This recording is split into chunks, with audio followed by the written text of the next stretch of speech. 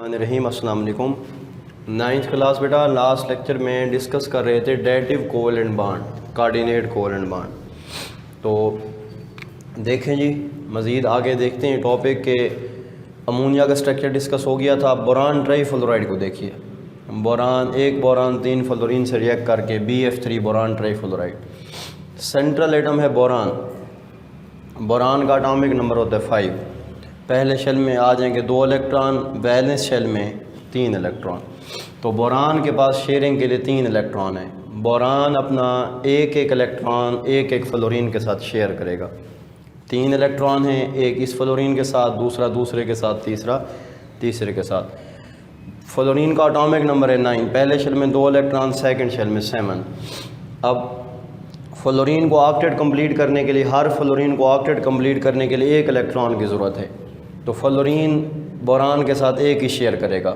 हर fluorine 6 electron अपने पास रखेगा, 1 का शेयर करेगा। 6 अपने पास रखेगा, ये भी 1 का शेयर करेगा। इसने भी 6 शेयर किए, 6 अपने पास रखे, 1 का शेयर किया। अब इस शेयरिंग के बाद देखिए फ्लोरीन ने अपना ऑक्टेट कंप्लीट कर लिया। इसके पास 2 4 6 और 2 8। इस फ्लोरीन का भी ऑक्टेट कंप्लीट हो गया, इसके भी। लेकिन जो सेंट्रल एटम है बोरान, ये इसे देखिए, बोरान के पास अभी भी 6 इलेक्ट्रॉन है। ये बोरान सेंट्रल एटम बोरान को देखिए, 2 4 और 2 6। तो बोरान का ऑक्टेट अभी भी इनकम्प्लीट है। इसलिए हम कहते हैं कि इस BF3 में इलेक्ट्रॉन की डेफिशिएंसी है। शॉर्ट क्वेश्चन अक्सर पूछता है कि BF3 में बोरान ट्राईफ्लोराइड में इलेक्ट्रॉन की डेफिशिएंसी क्यों है।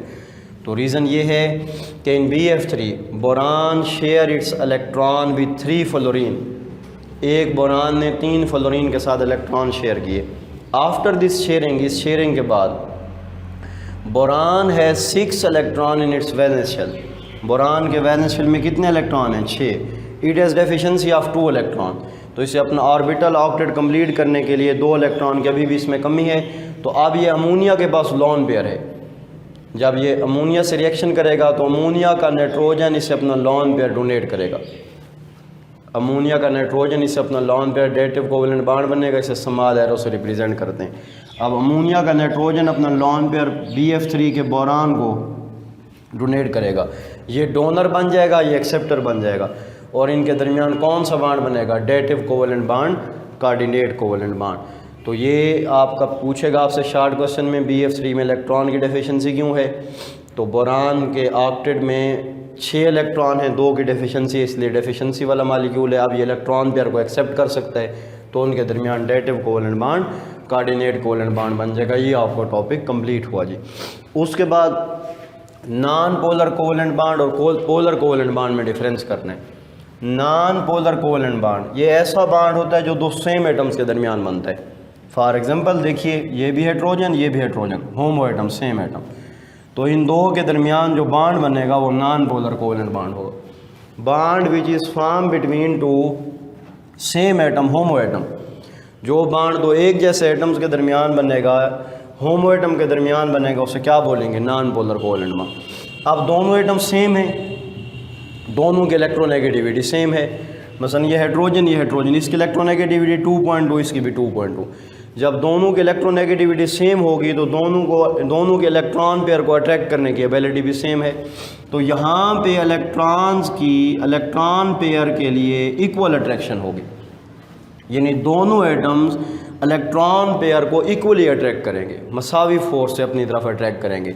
तो जो बॉन्ड एक जैसे एटम्स के दरमियान बने और दोनों एटम्स की इलेक्ट्रॉन पेयर पे इक्वल अट्रैक्शन हो, इस तरह के बॉन्ड को बोलते हैं नॉन पोलर कोवेलेंट बॉन्ड या प्योर कोवेलेंट बॉन्ड, खालिस covalent bond. Bond which is form between 2 same atom, homo atom, and both atom attract the electron pair equally. दोनों एटम्स इलेक्ट्रॉन पेयर को अपनी तरफ मसावी फोर्स से अट्रैक्ट करें क्योंकि दोनों की इलेक्ट्रोनेगेटिविटी सेम है। तो this is non polar covalent bond, polar covalent bond. For example bond formation in H2 में जो बॉन्ड बनता है वो नॉन पोलर कोवेलेंट बॉन्ड है क्योंकि दोनों सेम एटम्स हैं, दोनों के इलेक्ट्रॉन को अट्रैक्ट करने की एबिलिटी भी सेम है। इस तरह बॉन्ड फॉर्मेशन इन Cl2 में भी नॉन पोलर कोवेलेंट बॉन्ड बनता है। दूसरा है पोलर कोवेलेंट बॉन्ड।